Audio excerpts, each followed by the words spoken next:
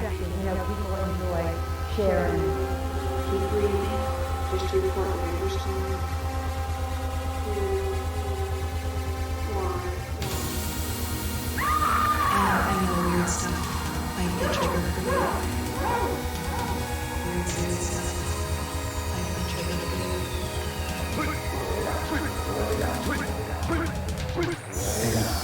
Weird stuff is a trigger for you. I'll protect you. Trigger for you. Weird stuff is a trigger for I'll you. watch you, so you can sit your ass. And I know weird stuff might be a trigger for you.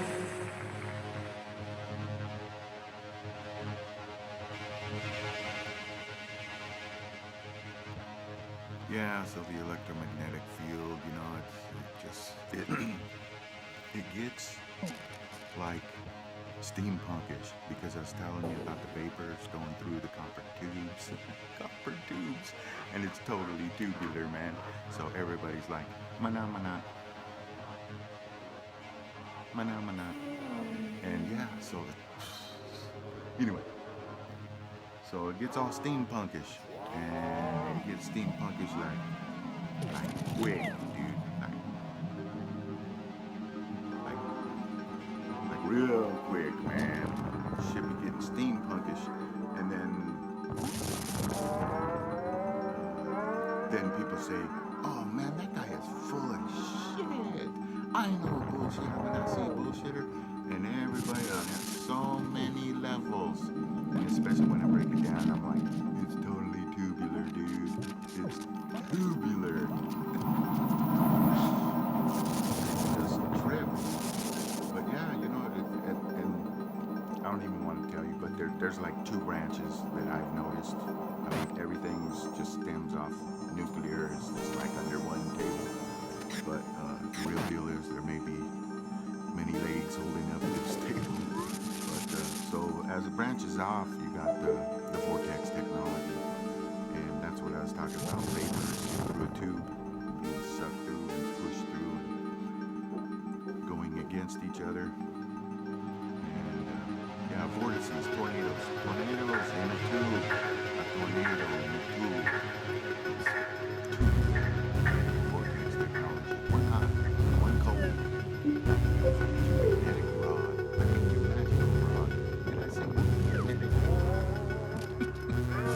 Be careful though.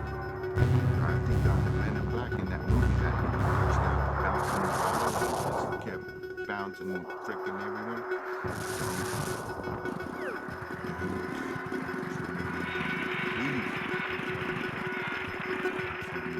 Been discovered on the 10,000 new inventions with using plasma technology and electromagnetics. Yeah, no shit. Yeah. So,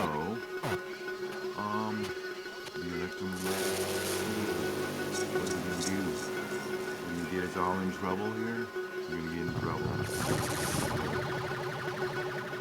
Hello, everyone. This is S.2, looking glass, Area 51. The gravitational. This nuclear. Are tuned into. There's nothing weird about it. That's a different one. See, I was telling you.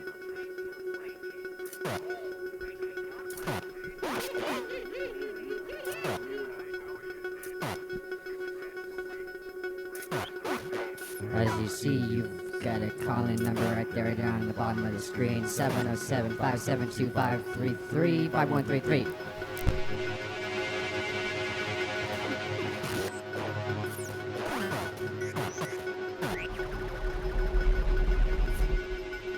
If you'd like to give us a call, please.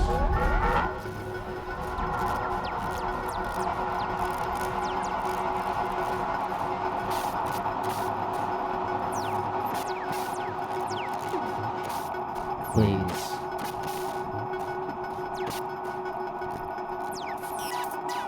We thank you for tuning in.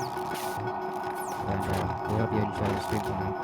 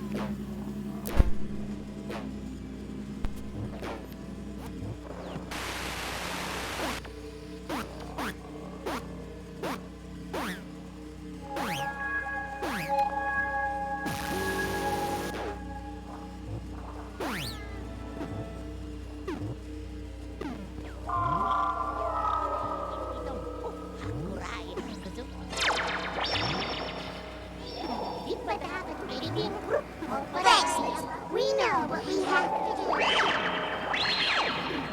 do. Jilly, I suppose. See you later.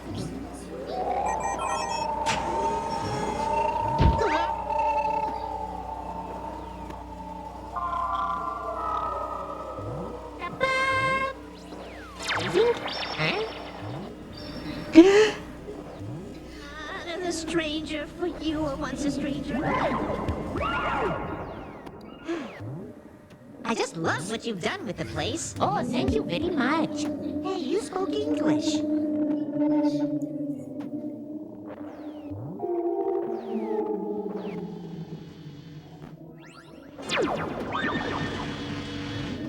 It's working!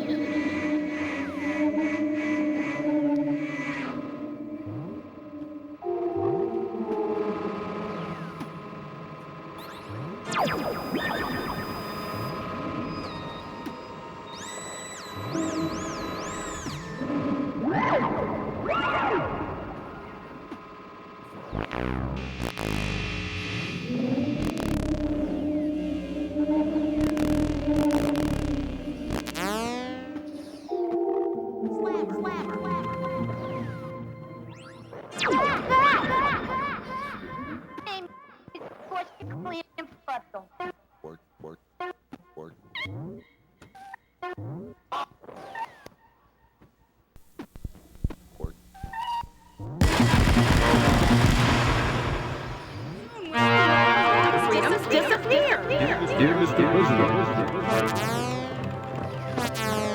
It's me. I got a little favor to ask. This responsibility needs immediate attention.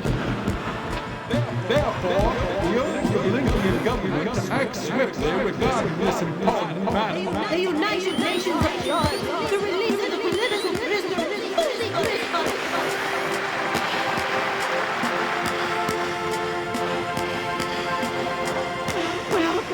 Welcome, Mr. Griswold. I am so thankful for your help.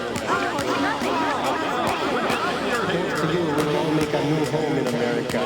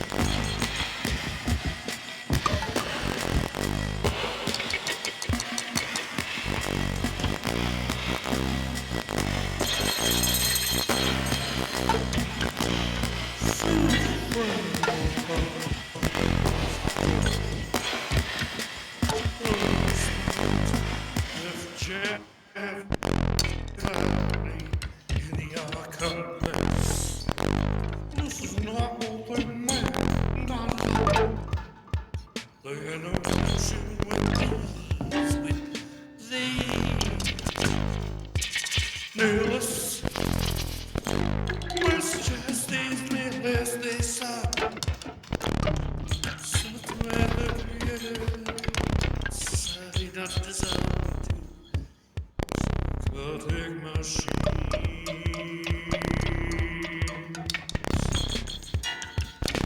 don't see that. Markov says antagonistically. They were a couple of irresponsible French postmodernist kooks. Now it's all happened. Like they always said, no metaphors. Burrito. Basket cases too. But at least they were investigated. Privatized combination. Video to the stars of space scenes from the French Civil War. On the backdrop, fireflies between his umbrellas.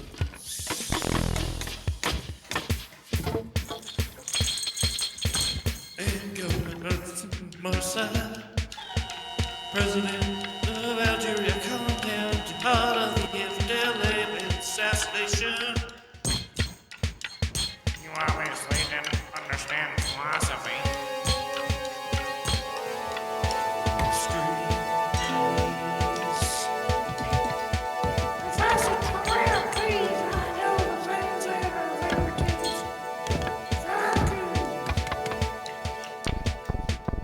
Especially since the collapse of the EU. Emperor's massacre. We don't have much time. Can I ask you, like the disintegration of the European security system, internet, case subversion?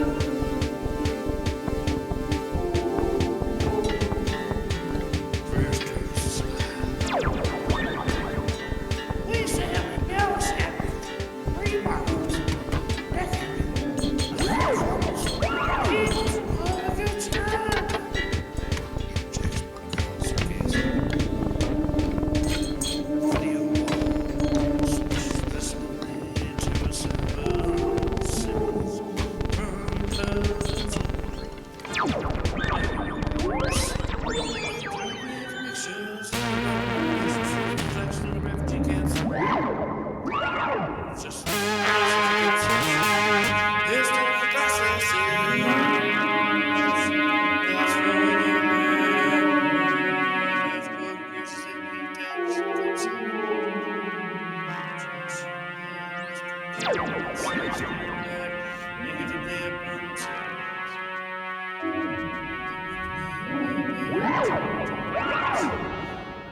Crazy vandals like a balloon.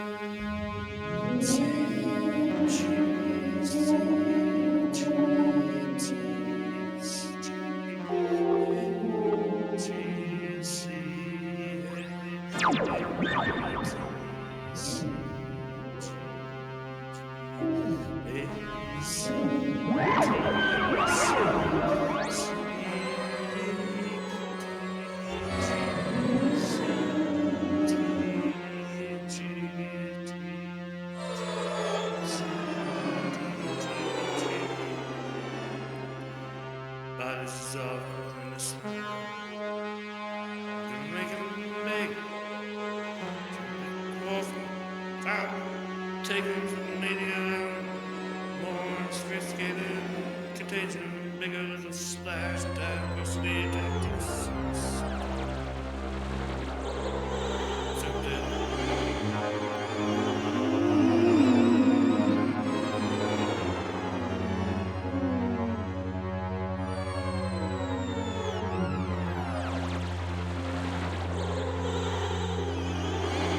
But let's all get on the same side of the log. It'll be a lot easier that way.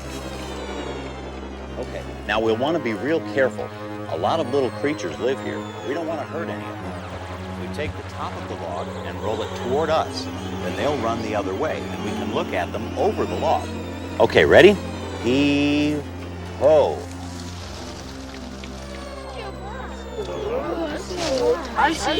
Look at these earthworms. Speaking of important decomposers, there's a small one there. And then there's two larger ones right there. Oh, there's a wood roach. That's a kind of beetle. See that? That's a pill bug. It's an important decomposer. Now, these are centipedes. They aren't really decomposers, but they live in the rotting log too. Now, This white creature right here is called a termite. We don't like him in our houses, but this is where he does his best work. Quite a community, isn't it? Smells funny. Musty. Sort of like a wet basement. That's partly because of the dampness. You see, dampness or water attracts decomposers. What are those white things? They're insect larvae, baby insects. The adult insect lays her eggs here. Then the young, called larvae, have a food supply all ready for them. They eat the wood. There sure are a lot of ants. Ants and other insects tunnel through the log. That makes it easier for the bacteria and fungi to get in. Why are they rushing around like that? You see, when we moved the log back, it put light on their eggs. Now they're all moving to get the eggs to a darker place. Okay, now we've seen a whole crowd of decomposers and insects at work on this rotting log. Who can name the ones we've seen? Fungi, bacteria, worms. Great, and that's the next piece in our puzzle. Who are the decomposers, and what will they do to the rotting log? Decomposers such as fungi, bacteria, and worms break up the log into nutrients. Once the tree is on the ground, decomposers break it down. Fungi, moisture, bacteria, earthworms, that's decomposing. Part 2. Maybe that lizard, does it live around here? That's a newt. They eat the snails and slugs and insects that live on the rotting log. There's a daddy long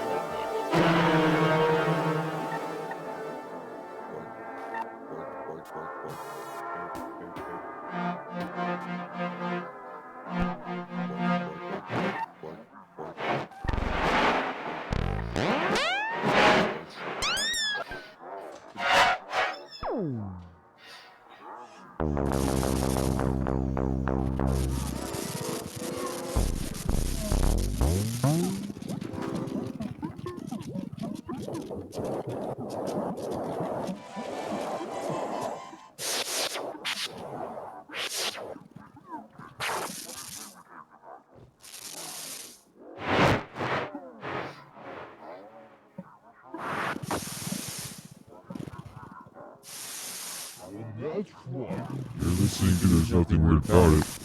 Please give us a phone call at 775-725-1133 if you'd like to join in.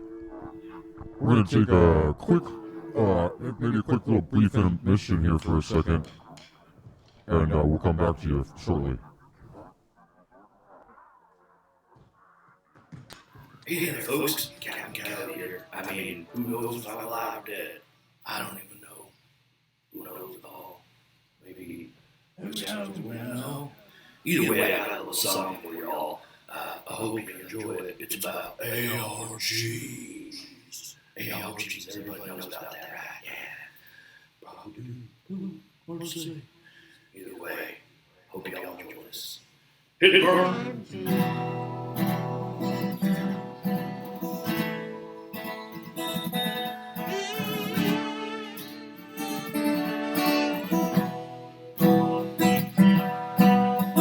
Been such a trading time, been such a strange time.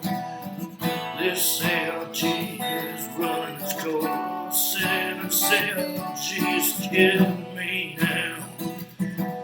I'm running down the digital highway with a bunch of memes that are taking me down. I know the fatigue is there, feeling in the air, the birds on the breath, feeling that Julie on his face, turn to the 30 degrees, not such a disgrace, but this ARG is killing me, yeah. Nobody knows what is real, who knows if you can feel. I've been in the desert, I've been in the desert, and these ARGs are killing me, yeah. Who knows what is real? The means cannot feel. The birds are in the ground. The set of Satan's town. These birds, they're not real. not real. And these ARGs are killing me now. Oh yeah, oh yeah. I tell you what, I might be alive or dead, but I know, you friends at home, you see what's going on. It's a big old scam. It's an ARG, 3D, 5D, all around you and me. And they're killing me, and they're killing you. And there's nothing that we can do. Just gotta ride it out, gotta ride it out. Ride out that ARG. Come on, baby, gotta ride out that ARG. Fake reality, what is real? Who fucking knows? Doesn't matter where it goes. I'm on a hamster wheel with an ARG, and everything crapping around me. Crapping in my pants, crapping in your pants, crapping in my pants, crapping in your pants. It's an ARG, it's an ARG. Doesn't matter what you say, it's gonna never change. These meta-narratives got me broken all the way. Yeah, oh yeah, oh yeah, oh yeah. It's an ARG.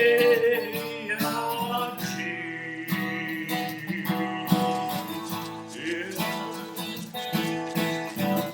it's what it is.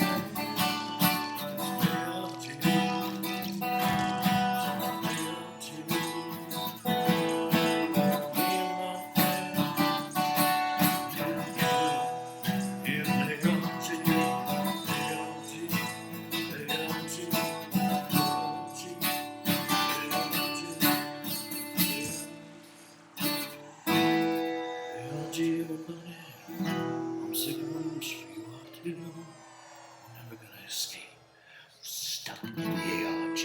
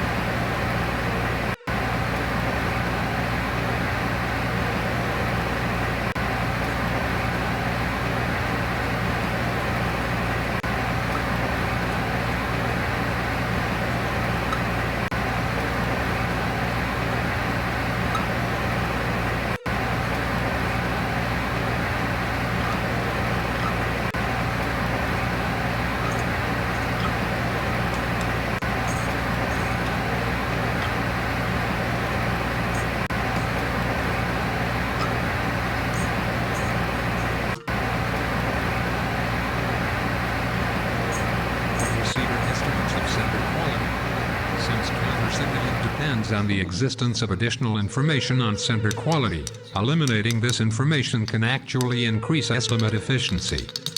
Third, when there is a range of possible signals, high types not only choose a cheaper signal than medium types, but choose the same cheap signal being sent by low types.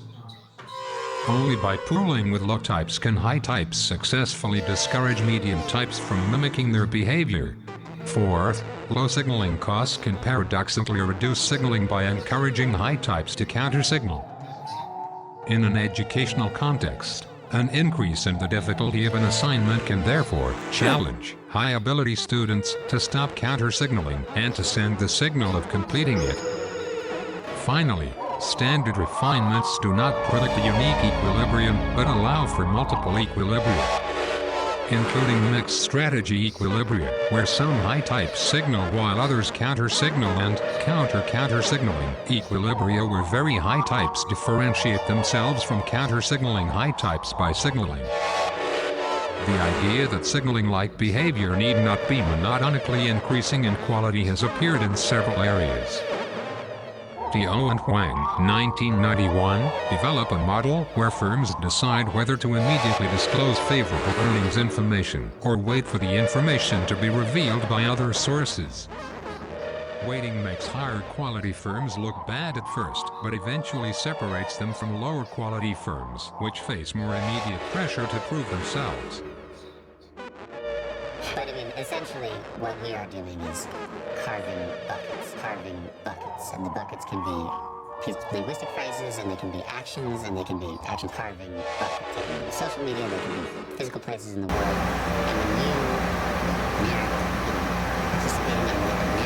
And when you participating in a narrative, changes your buckets, changes your buckets, and it can be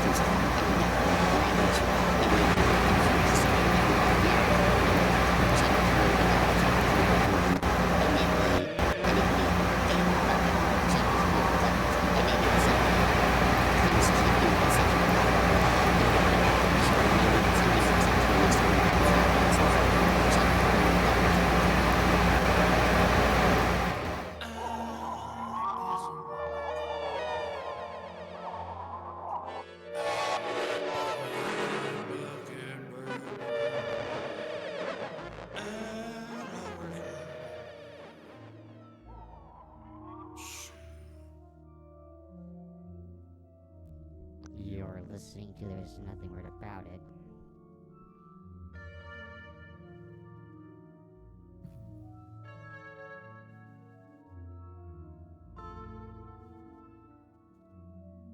That's reinforcing the convergence of cybernetic economic and liberal discourses.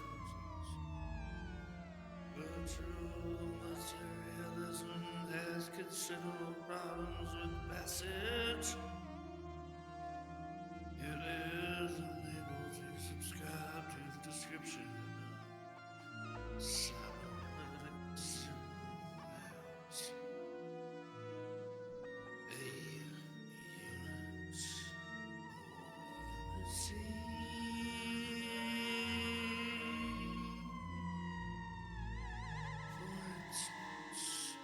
or to the constriction of feedback with its negative or homeostatic values, or to simple quantization or techno-capital escalation with its justifying implications.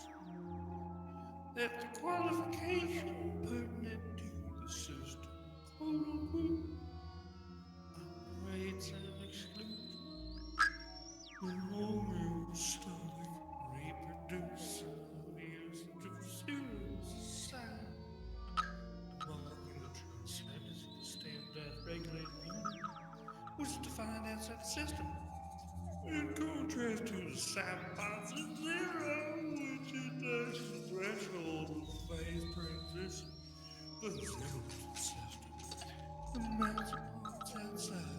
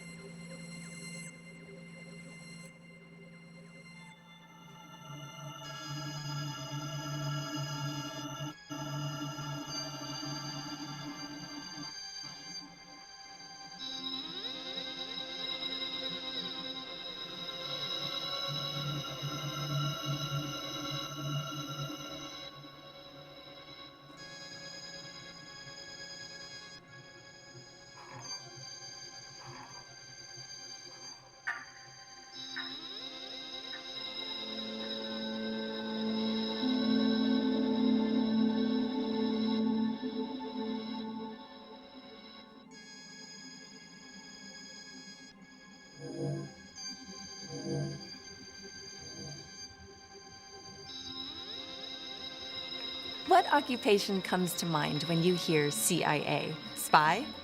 Secret agent? Gadget maker? You can thank Hollywood for that. Actually, our jobs are different than what you see in the movies. Our employees have a variety of skills and experiences they use to support our mission. There are as many types of jobs here as you would find in any large company. I'm an HR careerist and have had several positions at headquarters over the last 15 years, including an assignment in the Employee Recruitment Center. Each was unique, but all gave me the chance to make a difference. For you to truly understand the employment landscape at the CIA, you need to know about our 6 key hiring areas. First, there's analytical. This is where you take your expertise from economics to international affairs to military studies and look critically at raw intelligence information and use it to inform policymakers about how future world events could impact the United States. Second, business, IT, and security. From information science to accounting and law enforcement to logistics, you'll take on the mission of supporting our day-to-day operations worldwide. Third, clandestine service. This is where you use your expertise to discover the truth through intelligence collection, looking for leads, and managing operations and projects overseas or at headquarters. Fourth, language. You can teach others a foreign language or use your foreign language skills and cultural understanding in gathering and interpreting intelligence for the highest level of government. Fifth, science, engineering, and technology. Our technical experts come from a wide variety of backgrounds.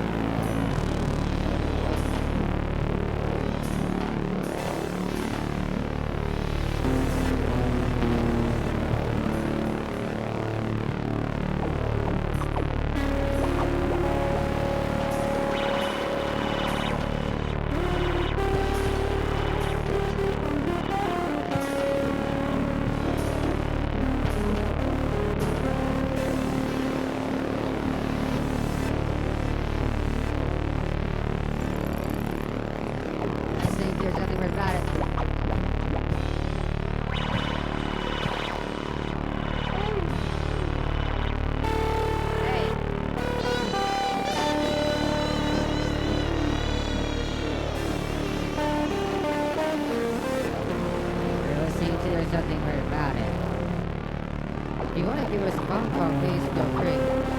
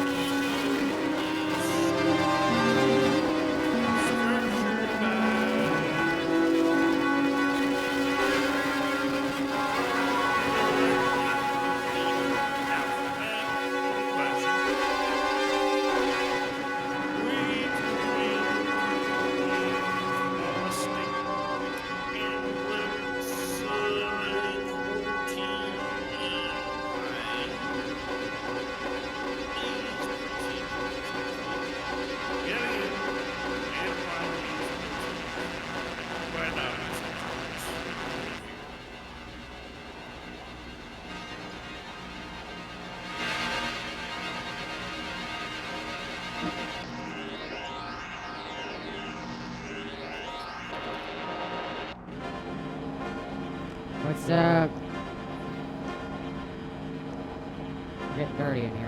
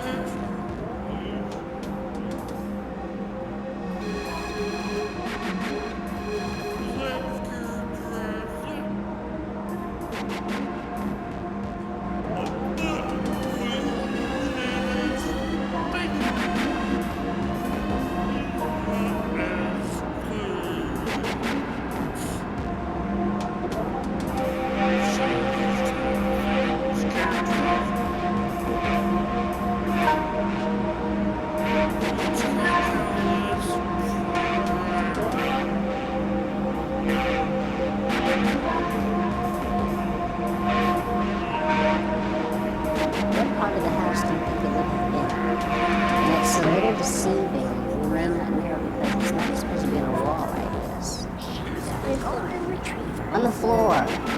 This one square.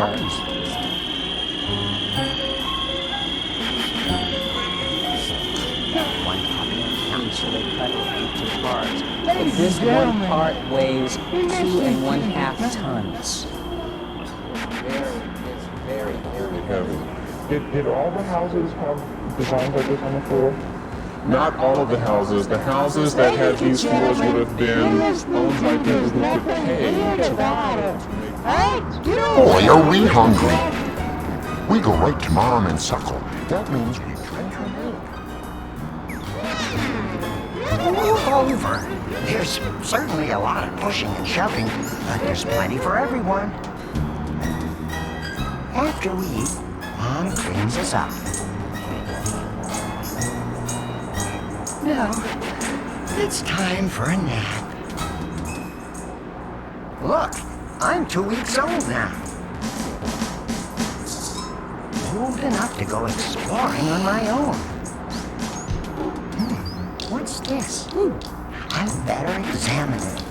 That's what puppies are supposed to do. Whoa, it moves.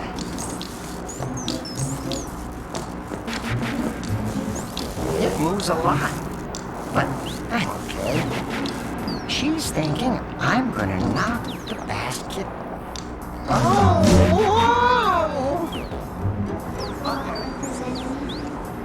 They did represent something. The designs that were included in the floor, in this part of the floor anyway, show us what those people saw. Antioch is a city where they had a lot of traders coming from different places. So they would also put in some of those things that the traders brought to their town. Creating large artworks from small pieces has been around for centuries. Now let's go visit a contemporary artist who does something similar.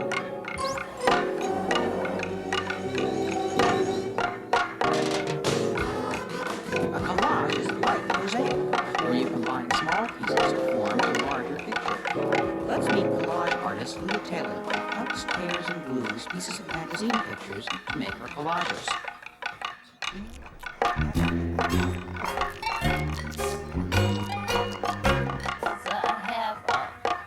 pretty good image or some form of what I want to do.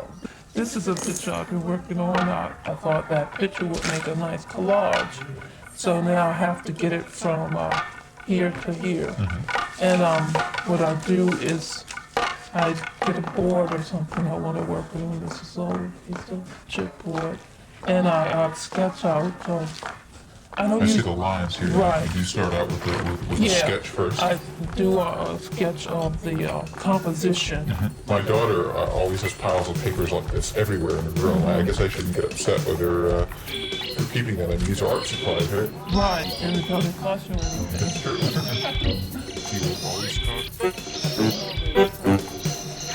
This is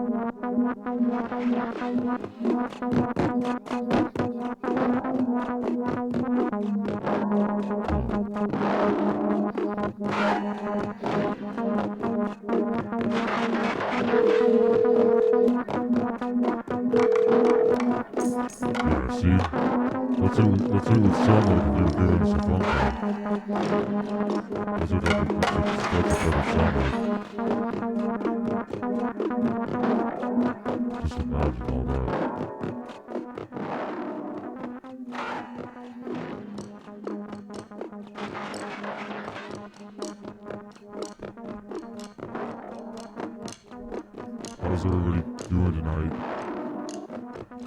How's everybody feeling this Saturday night,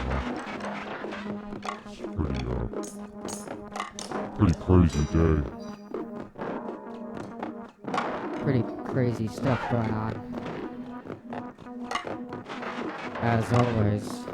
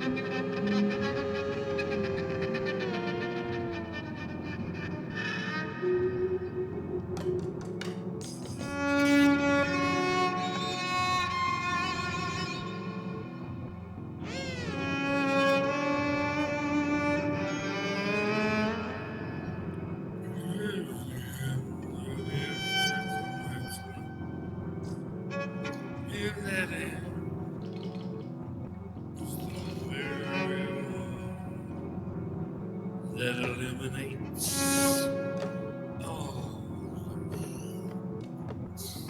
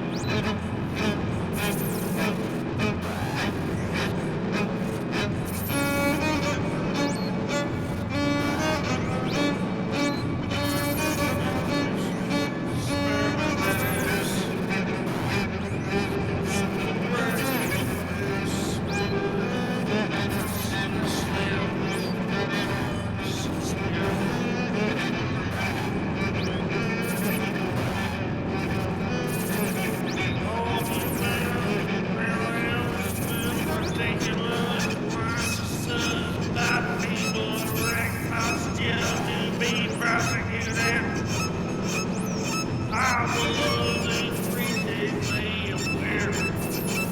oh, that are real problems where modalities are back. Phylogenetic spiral would strictly back the consequences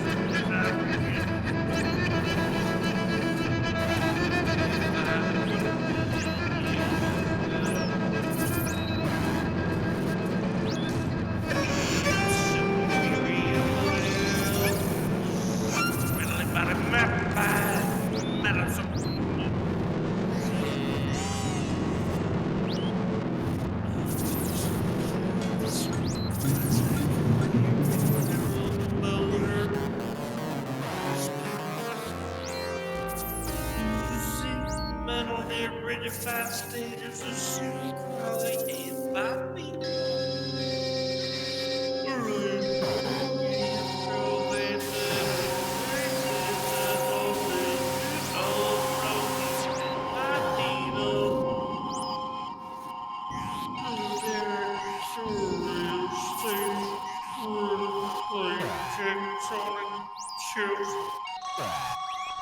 The model world is bioseismic.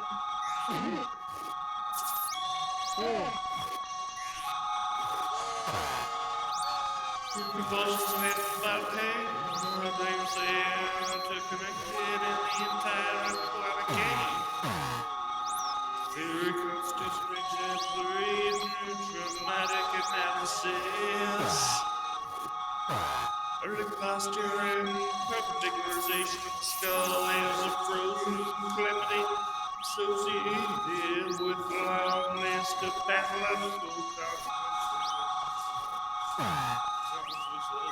The mostly healing numerous strands of contemporary culture test the recovery of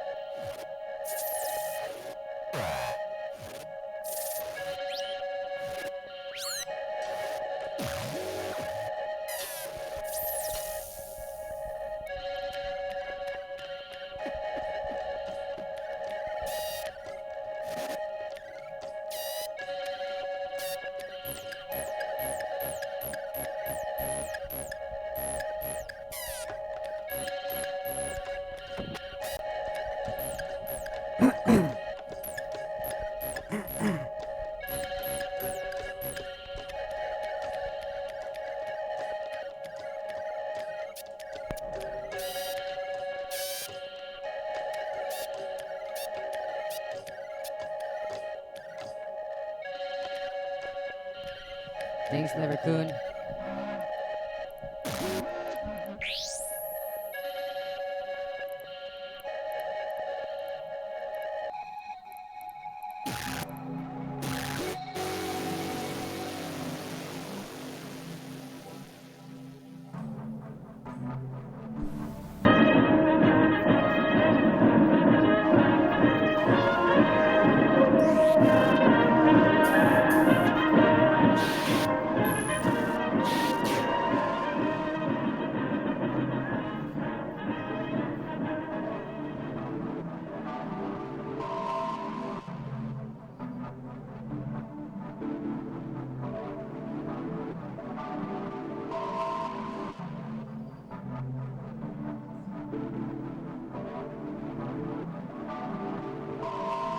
We're gonna take a quick little intermission.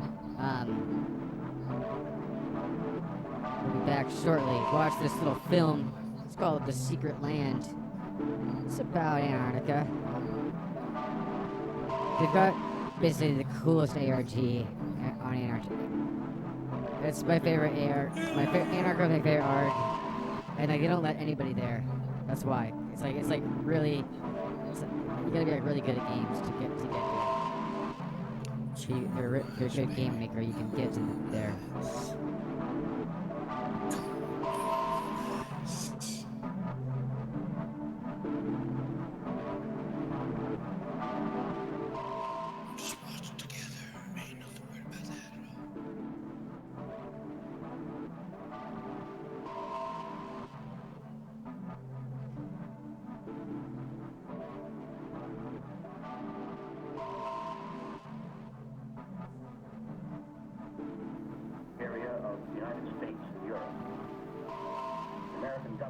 sending a naval expedition to that region. The purpose is to train our Navy in polar operations so that it may better perform its function of preserving the peace upon the 7 seas of the world. Beyond that, the American government is seeking to do its share in the discovery and the release to the world of the unknown treasures of Antarctica in the interest of all mankind.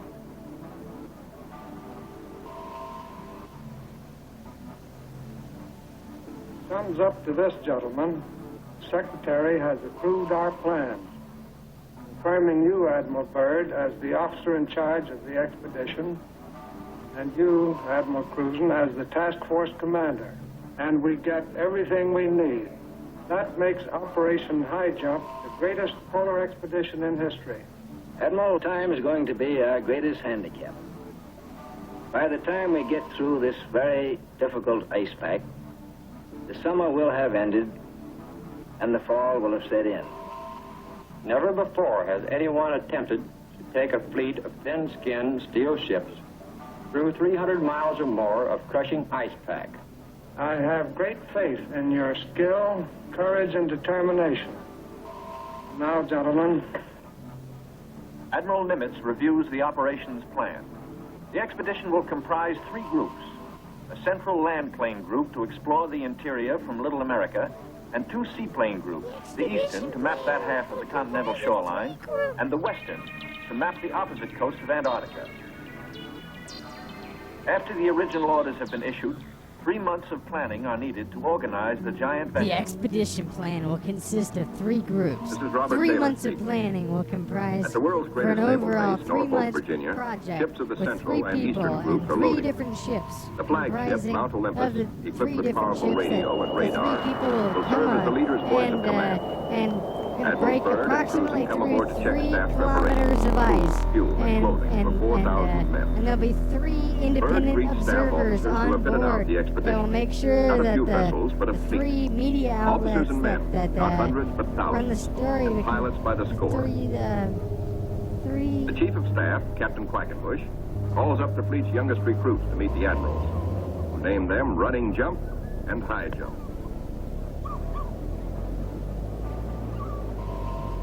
The pups are unimpressed by rank. Running Jump and High Jump are first arrivals from the Chinook kennels at Wanalancet, New Hampshire, where sailors are learning the art of navigating dog sleds. Everything happens to sailors. But soon they come to understand and to love the Huskies. They watch their dogs carefully, see that they have enough to drink, enough to eat, and always at the right time. Dog Watch Blue Jackets practice the patient care that will keep the dogs in prime form. Not only food, daily attention to their eyes so that they may not suffer the dreaded Arctic snow blindness. And the inevitable vitamin pill. Even dogs can't escape these days of ABCD health. The boys learn all the tricks. Tickling of the throat and a pat on the nose gets the pills down. Dog sleds are the small boats of the Antarctic. Each carries 600 pounds, 10 dogs hauling. Each dog's harness is tailor-made, carefully fitted to avoid the chafing that has been fatal to many a sled dog at below 0 temperatures. The Husky's paws are equally important. There are canine snowshoes, precisely notched for the pulling claws. In cut-down auto chassis, the sailor drivers finish training. Huskies so often have meant life itself to Admiral Byrd that he calls them his Antarctic Life Insurance Company. From Norfolk, Admiral Cruzen sails aboard the Mount Olympus. His crews are a cross-section of the country's manhood. Admiral Byrd will follow later in the carrier, Philippine Sea. The Coast Guard icebreaker, North Wind, powerful plow horse of the expedition, backs up.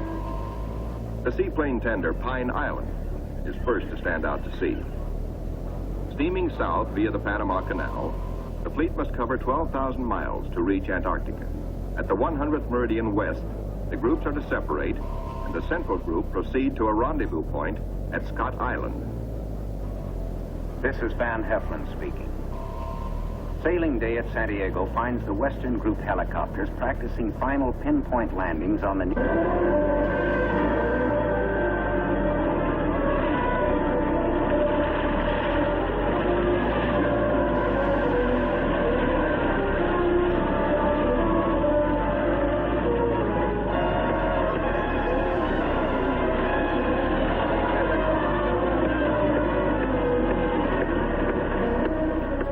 From the icebreaker, the fleet is now in sight over the pressure ridges. The desperate struggle of the north wind to reach them seems hopeless at times. The icebreaker counts are gained by yards now. Captain Thomas dares passages that normally he would avoid. It's the critical last round, a straight-out slugging match.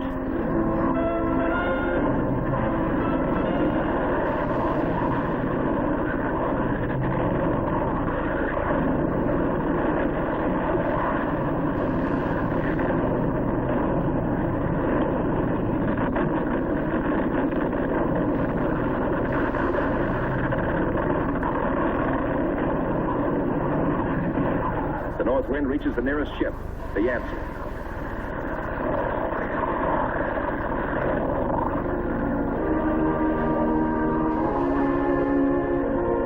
The Coast Guard icebreaker, North Wind, commands the only power operating in the whole frozen fleet. The Yancey and her 500 men are saved. Next, the Merrick, heavy in the water with a hole in her bow below the waterline.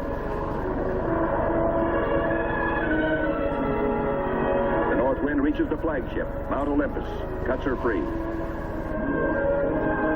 The fleet has survived. 2,000 weary American sailors are safe. Beyond the great ice whirlpool that held them fast, they steam through the southern edge of the pack, through to the open waters of the Ross Sea, and little America dead ahead.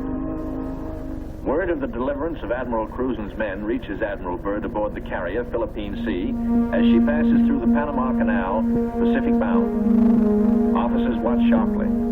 The glove-tight fit of the 750-foot hull requires that the ship be kept exactly ruler edge true, the sides of the lock. The Philippine Sea navigates the canal in a day.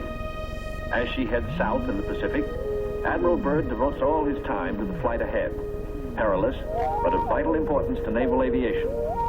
Never before have such huge planes attempted carrier deck takeoffs. Never before have wheels and skis been combined in one landing gear. The wheels for deck takeoffs and the skis for landings on ice. The grave risk is that one may interfere with the other and bring disaster. Byrd makes the decision. The wheels will have only a 3-inch clearance between skis and deck. Upon this will depend the lives of 40 men, and he will lead the way. Triumph at last for Admiral Cruzen. The entrance to the Bay of Whales, the famous 400-mile Ross Barrier. The Admiral can now relax. He, an American admiral, has brought a modern fleet for the first time into the innermost waters touching the great unknown continent of Antarctica. This is an historic moment. At long last, Admiral Byrd has realized his dream of many years of reaching little America with men and ships of the United States Navy. Reception committee. Hey, gang, hurry up. Look at the big penguins in our bay. Big penguins, bigger than emperors. And big black mountains that move. They walk like us, but not quite the right way.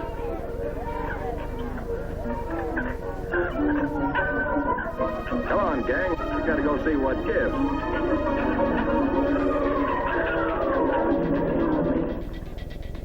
Big penguins and their big black mountains, the ships, are on 24-hour duty with the first job to secure all mooring lines. Big timbers sunk deep in the ice serve as anchors. They're called dead men in sea parlance, perhaps because they're buried. Slip toggles are rigged for quick release in case ice forces an emergency getaway. Unloading. Reconnaissance planes first, next hauling equipment. The Marine Corps weasels. Heavy-duty caterpillars and trucks, 40 in all. Here are no port facilities, but the Navy shows its self-sufficiency as it did throughout the war in operating at sea without bases or with improvised bases. Here are no docks or roads, yet all freight aboard 3 heavily laden ships is hauled 2 miles over the ice up to Little America. Dogs next. A barking, tugging boatload of huskies. And the pups, growing fatter and bigger every day. All are happy with the welcome smell of snow in their nostrils. This is home. This is fun.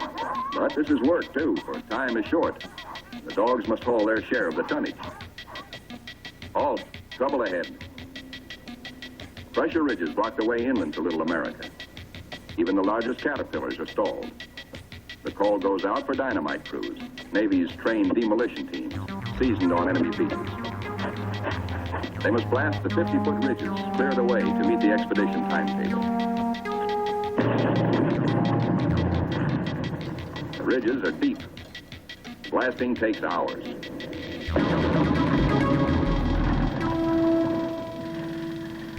CBs and their bulldozers follow, smooth out the road for the big cats.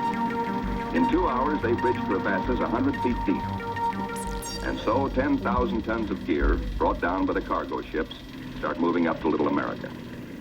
Work goes steadily forward. CBs, with all hands helping, use every one of the 24 hours of daylight in the South Pole summer. Caterpillars with snowshoe oversized treads accomplish in hours the work that in old days hundreds of dogs could do only in weeks.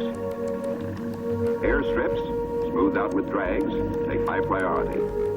Bird has flashed word from the Philippine Sea, now standing by off the pack ice, that he's ready to fly his R-4Ds in. It's up to the work parties to make up the time lost in the pack ice. Up to these men to work while gusty winds drive flesh-cutting gravel-like snow across the open, or to dig deep for storehouse foundations. Food dumps grow steadily. Here is the favorite hangout of the veteran Husky, Ricky. Born at Little America 12 years before, and still hungry. Each hour brings other buildings to completion. Knockdown Wanigans grow magically. The Air Headquarters Quonset is ready. Snow blocks are dug out for windbreaker walls. These blocks are the adobe of Little America. Good idea, squawks the sidewalk superintendent of the base. Good idea. These big penguins do right well to bear in mind that when she blows down here, she's liable to blow your eyelashes off. The little Adderley shows no fear. What? Smoke? Silly idea. We'll be right back with TNT Overnight, 50 years of classic fit. The ships are all but empty. The Caterpillars and Go Devils live up to their wartime good name. Within 70 hours, the CBs are hauling in the last 500 tons of essentials. Only a few more cases to be broken out. The local waterworks is the pride of the CBs. 3 GI cans of snow produce 1 can of water, purest in the world. You keep your furnace going to make steam, which melts snow, which makes water. Simple. Simple once CB Engineering in Washington had figured it out before ever the first ship left port. And now, the ordered streets of a tent city that is Little America the Port come into being where 3 days before, the primeval snow lay unbroken. The church flag on the first Sunday signifies a pause for prayers. After the last Mass, and after the Protestant and Jewish services, the off-duty sailors have but one Waiting makes higher quality firms look bad at first, but eventually separates them from lower quality firms, which face more immediate pressure to prove themselves. Potacheria, 1998, considers how large a dividend firms should declare and finds that a screening model predicts that, conditioned on earnings. Higher quality managers will declare lower dividends since they can use funds more efficiently than lower quality managers. Fremling and Posner, 1999, discuss how those with already high status may have lower marginal returns from signaling than those who are not so well regarded. 3. Vide, 1999, examines a labor market model in which education serves partly to inform workers of their true abilities, and finds that only average types will choose to become educated. We differ from these analyses in following a standard signaling model exactly with the sole exception of allowing for the presence of additional information on sender type. This added realism is sufficient to significantly expand the set of equilibria from a standard signaling game, allowing for non-monotonic equilibria, which are robust to standard refinements. Counter-signaling theory takes the intuition of signaling and shows how it can lead to quite different behavior than normally supposed, offering insight into phenomena which appear inconsistent with the standard signaling model. Of course, counter-signaling is somewhat complex, and there remains the issue of whether economic agents are capable of such behavior. To help answer this question, we report results of an experimental test conducted in senders, high, medium and low quality, and a binary signal. The first game is isomorphic to a standard signaling game and has a unique equilibrium in which high and medium types signal. The second game is identical to the first game, except extra, noisy information on types leads to the unique equilibrium involving counter-signaling by high types. Experimental results tend to support the theory's predictions. From almost identical initial play in the two games, subject behavior diverged to a large amount of counter-signaling by high types in the latter game, and almost none in the former game. 2. A simple example. Continuing the signaling literature's traditional emphasis on education, consider the following stylized example. A prospective employee who had good grades in high school is considering whether to mention her grades in a job interview. Because grading standards are weak, both medium and high productivity employees, highs and mediums, are known to have good grades, while only low productivity employees, lows, are known to have poor grades. Since lying about grades involves the chance of getting caught, the signal of mentioning good grades is costly to lows, but free to mediums and highs. In addition to this signal, the interviewer will receive from a former boss a recommendation regarding the prospective employee's abilities. Lows expect to receive bad recommendations from their old boss, and highs expect to receive good recommendations, while mediums receive good or bad recommendations with equal probability. What should an interviewee do? Without the recommendation, mediums and highs should clearly mention their good grades since it costs them nothing, and since the grades differentiate them from lows. With the addition of the extra information as embodied by the recommendation, the situation is less obvious. Consider if the interviewer believes that only mediums mention their grades. Then if mediums don't mention their grades, they take the chance of either receiving a good recommendation and being thought of as a high, or receiving a bad recommendation and being thought of as a low. If lows are sufficiently unproductive relative to mediums and highs, not mentioning grades is too risky. Highs face a different situation because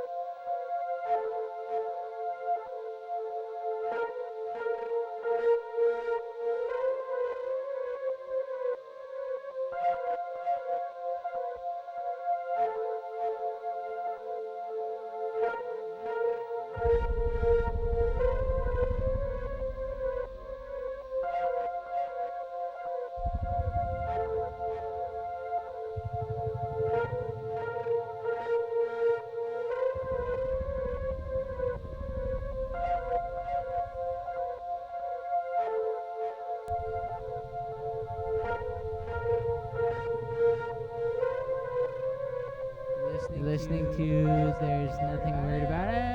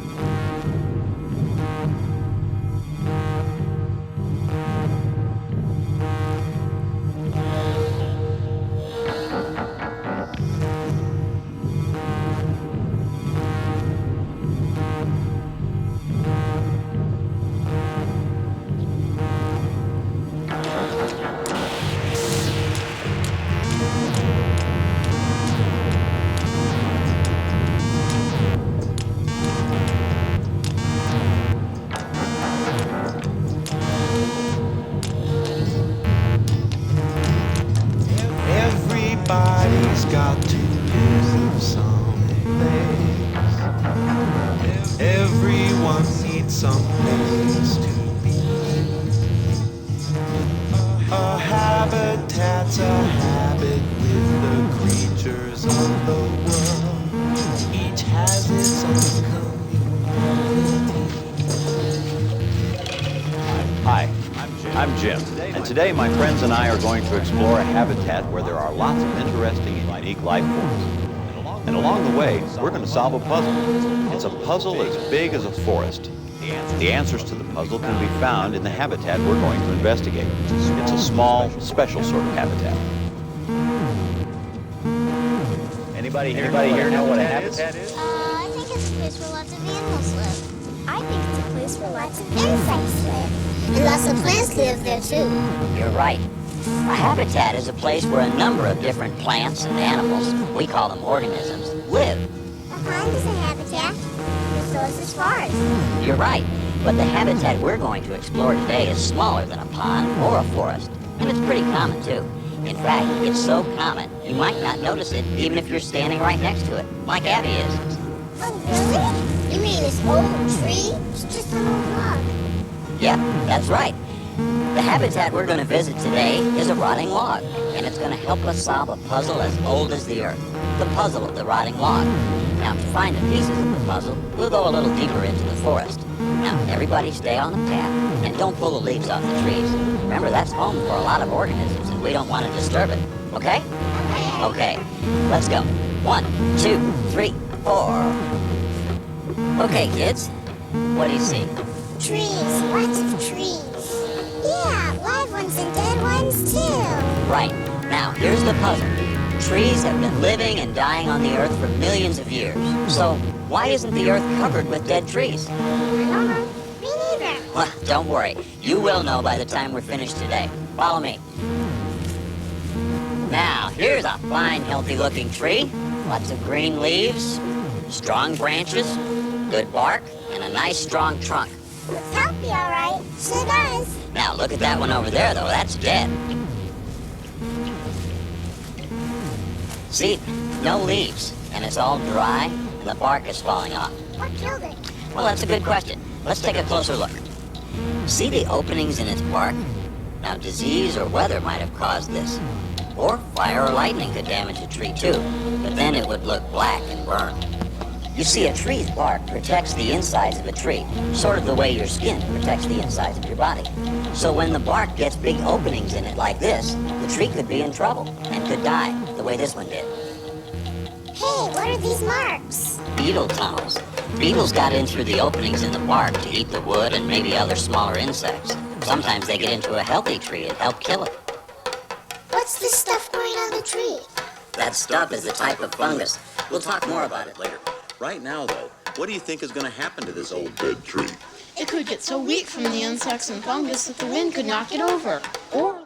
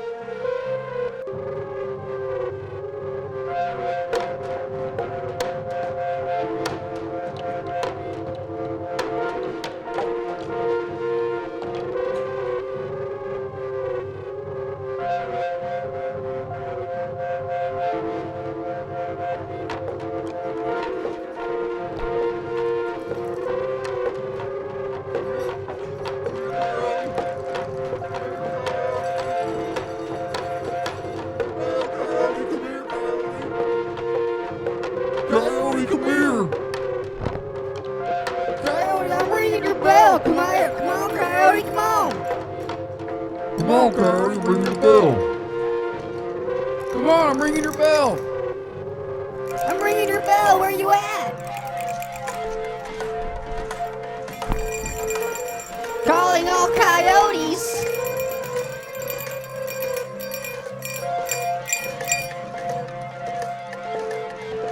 Ow!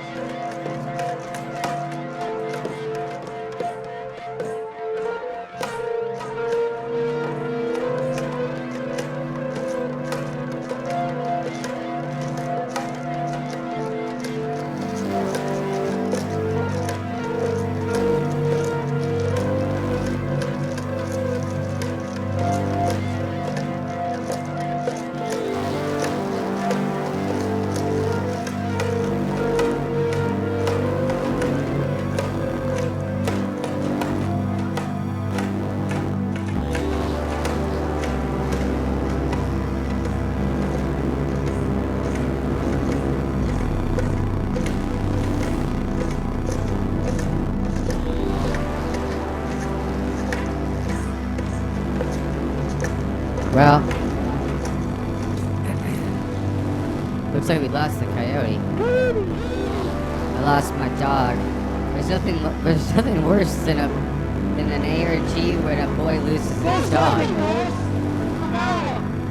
If you lose your dog in an ARG, you're pretty much fucked.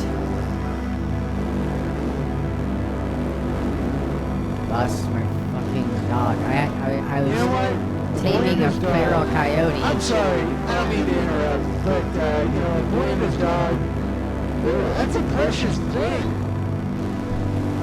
It's good for a boy to have a dog. It is good to have a boy. It creates a sense of responsibility and companionship. I was thinking about that today. I was thinking, well, Mr. Peterson, why do nice guys finish last? It's a good question. Well, but it's got a pretty simple answer. It's because nice guys spend their time patiently masturbating in their bedroom for a very long time and watching porn videos, petting their dogs, their cats, helping out their parents, doing nice guy things. And they realize that I gotta go down on her. I gotta learn how to edge. I gotta not come so quick. And so when he finally gets a girl, that's why the nice guys finish last. Because it takes them so long to come, because they've prepared for so long for their perfect woman that they found. And she makes an all red meat beef diet. All red meat mommy milker beef diet. Mommy milf dilf mommy milk in a cowboy beef bucket. Red lobster endless shrimp in a bucket. But why do nice guys finish last? Because it just takes them a long time to come, because they're smarter than mean guys. Mean guys who just come quick and they're done. And they say bye. They don't even say bye. That's why they're mean. Bad guys. They don't even say bye. Because they are bi, and they don't want to admit that. And they would go home and judge their guy friends on the internet about how hard they work out. And they'd say, well, you're too fat, you're too gay. And that's how fascism starts. Unresolved feelings. Unresolved.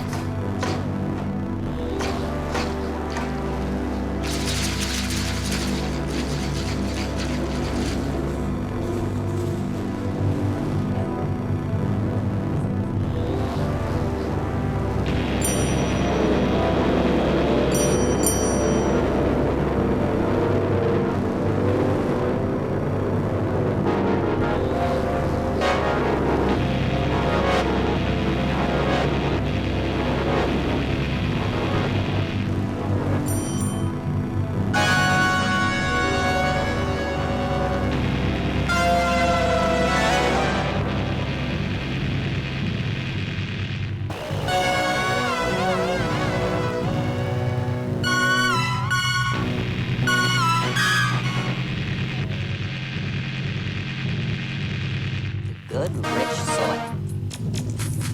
Number 4. What can happen in the rich soil of a Rotting tree. A new tree and other plants can grow in the good, rich soil. Now we can solve the puzzle. Why isn't the earth covered with dead trees? Because they've decomposed. They fall apart, Become part of the soil, and new trees and other plants can grow out of that soil. That's like recycling. That's terrific, because that's exactly what happens. Decomposers break the log down into good nutrients that turn into good, rich soil. And new trees and other plants use the nutrients in that soil to grow. I didn't know nature recycled. Oh, yes, everything in nature recycles. That's the way the world works. And since that's the way nature works, maybe that's the way people should work too. My family recycles. So does mine. And so do trees. And that's the solution to the puzzle of the rotting log. Fungi and bacteria, insects and worms help decompose a dead tree. Nature is recycling in a rotting log. It's a small community. Everybody's got to live someplace. Everyone needs someplace to be. A habitat's a habit with the creatures of the world. Each has its own community.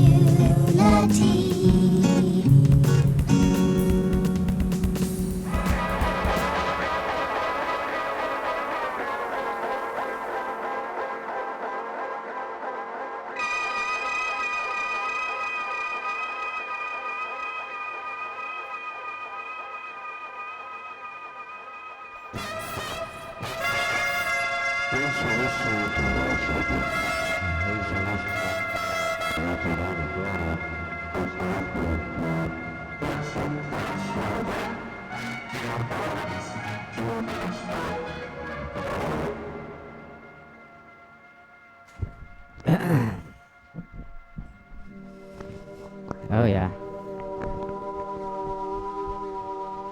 We could speak on it all night.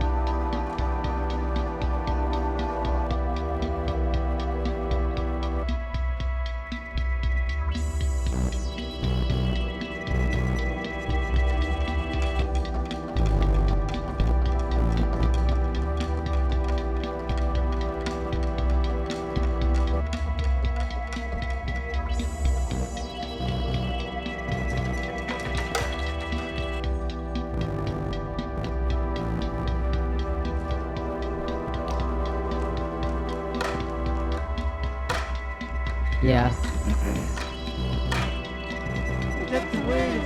But there's only, isn't there only, wait, how many routes? There's 7, yeah. Probably so. You got all the Far East Scandinavian, yeah, right. Totally. I think you're right. X, I don't even know how to say the middle letter.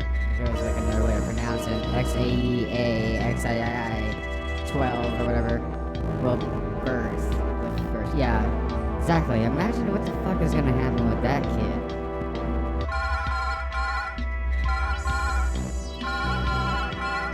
It's the Macaulay-Culkin syndrome. I got Macaulay-Culkin syndrome.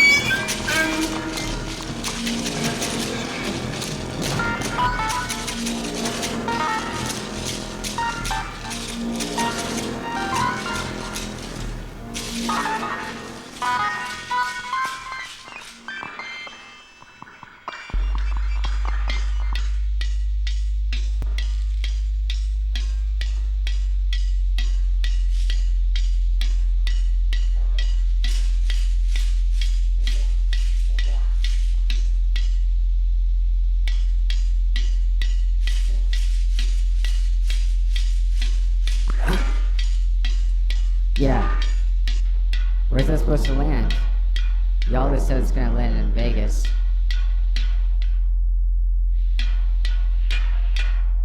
That'd be some fireworks. Some Jeff Bezos fireworks.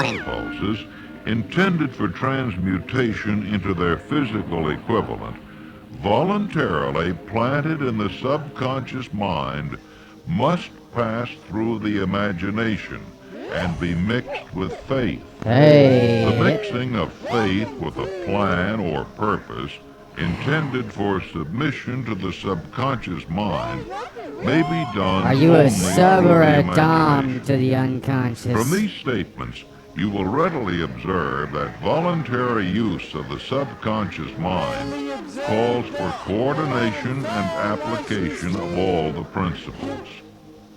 You are preparing yourself to influence and control the inner audience of your subconscious mind in order to hand over the desire for money. That's the only audience I play for. Transmuted into its monetary equivalent. As long as they applaud. It is essential, therefore, that you understand the method of approach to this inner audience. You must speak its language, or it will not heed your call. It understands best the language of emotion or feeling. Let us therefore describe here the 7 major positive emotions and the 7 major negative emotions, so that you may draw upon the positives and avoid the negatives when giving instructions to your subconscious mind. The 7 major positive emotions: the emotion of desire, the emotion of faith, the emotion of love, the emotion of sex, the emotion of enthusiasm, the emotion of romance, the emotion of hope. There are other positive emotions, but these are the 7 most powerful and the ones most commonly used in creative effort. Master these 7 emotions. They can be mastered only by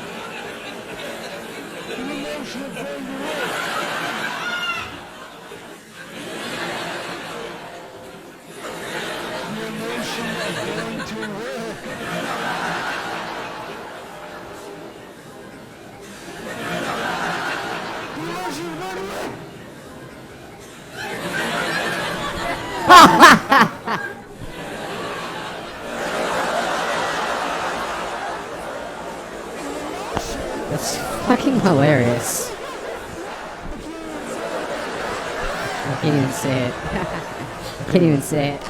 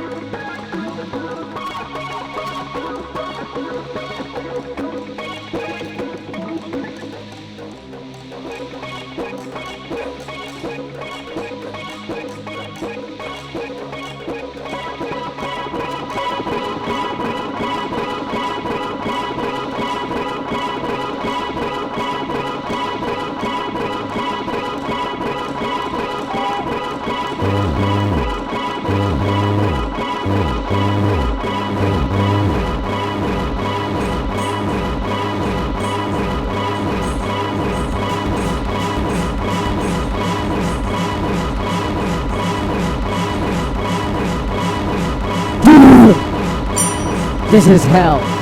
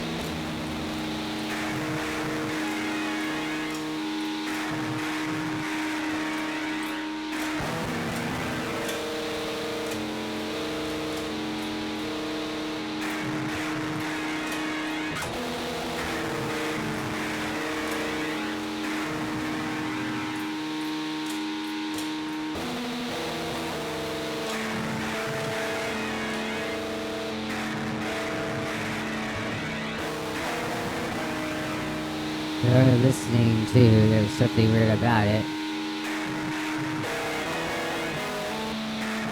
We appreciate you tuning in.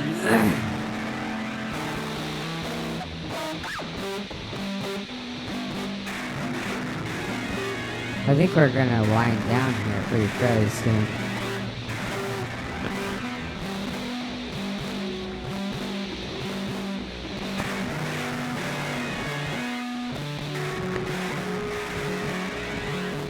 I don't think we got any call-ins.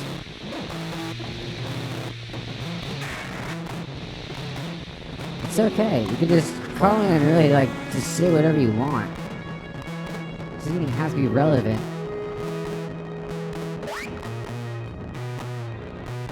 Yeah?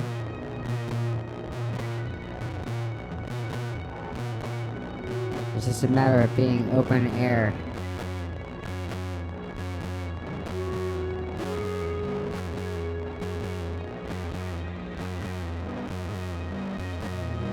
You don't have to wear a mask your whole life.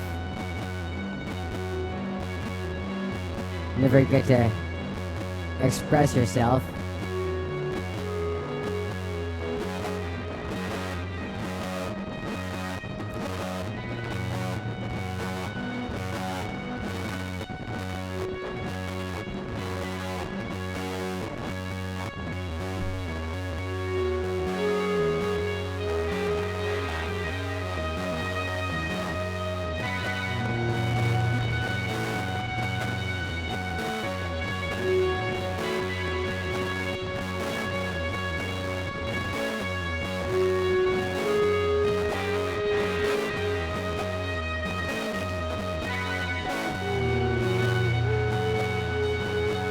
Is the coyote back?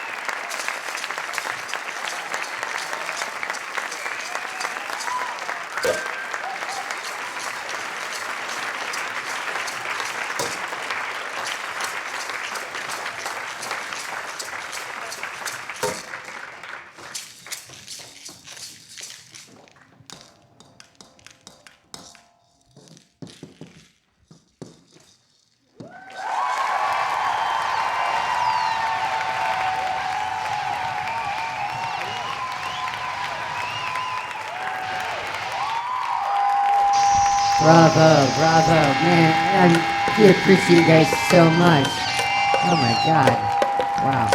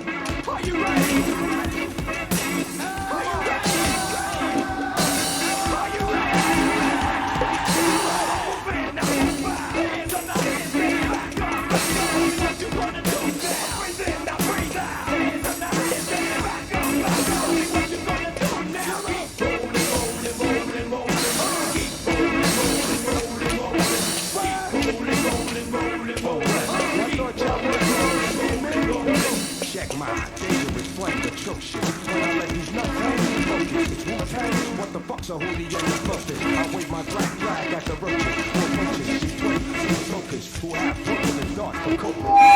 Get your blow gun and host it. Your left butted up and lightly toasted. So what? I drink and smoke too much. So what? I cut too much.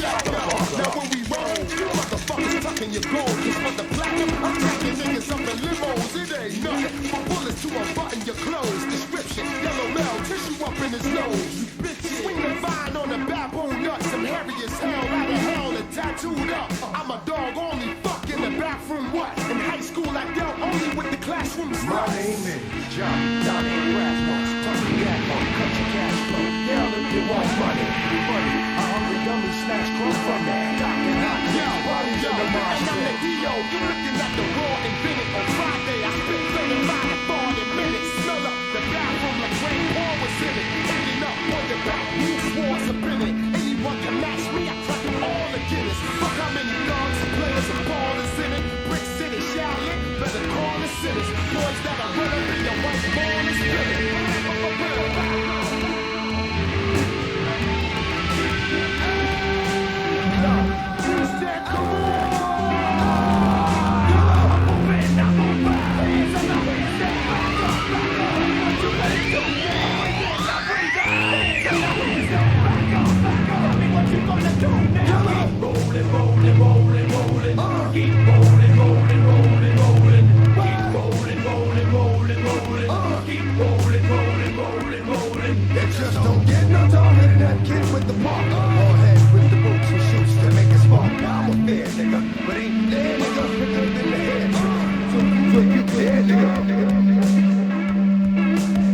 But you be shitting on yourself. You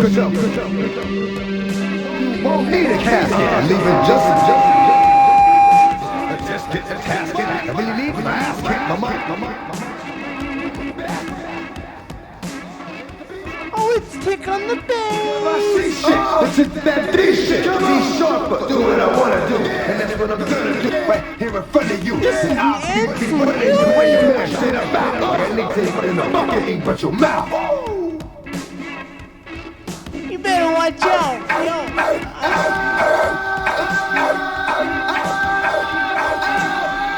on. I'm moving, I'm moving. Hands up, now hands down. Back up. What you wanna do now? Breathe in, now breathe out. Hands up, now hands down. Back up. What you gonna do now? Hey, first of all, back up.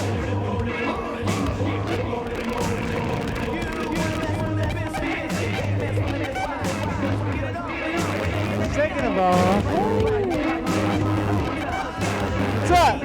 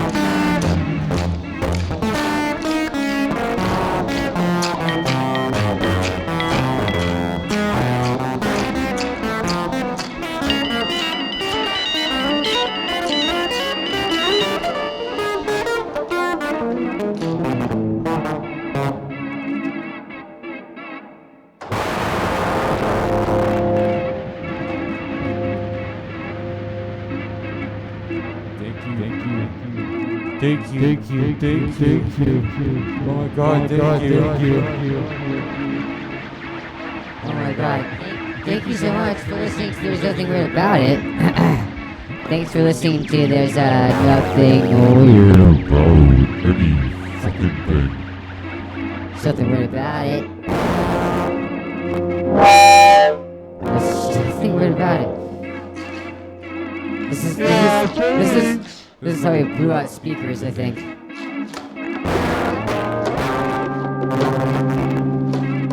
I think we're getting closer, but I also feel like it's still hot.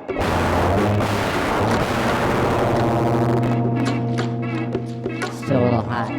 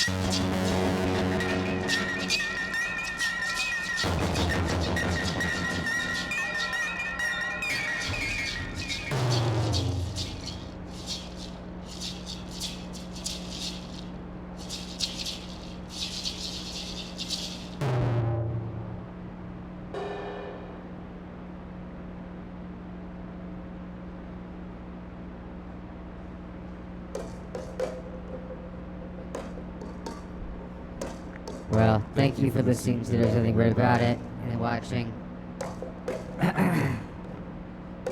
We're, sorry for, we didn't even address the, we didn't have a stream for 2 weeks, but thing that I think that we're gonna do when that doesn't happen is we're gonna have the ghost reading thing. So if you ever wanna listen in on an audiobook,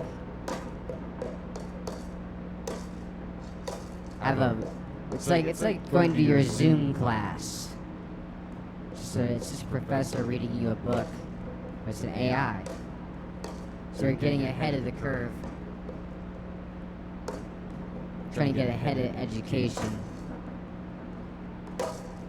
Oh yeah. Thank you. Ain't not a lot to say.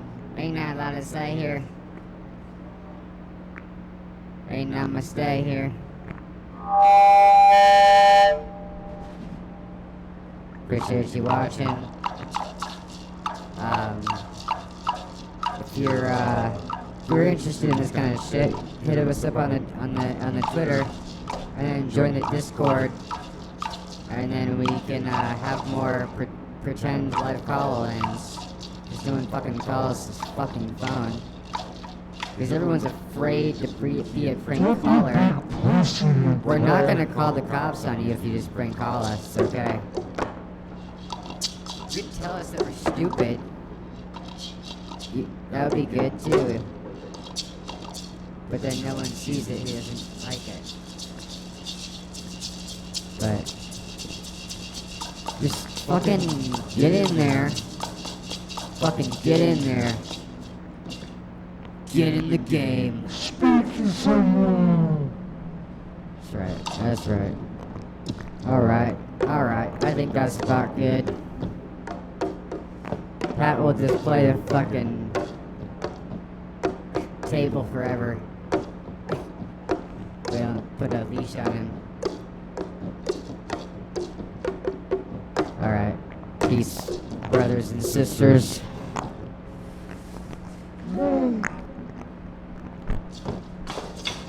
Hell yeah, getting Theosophy pilled indeed, baby. Thanks for tuning in, Sheeny and Lovercoon. And yeah, we'll talk to you guys soon. Oh yeah.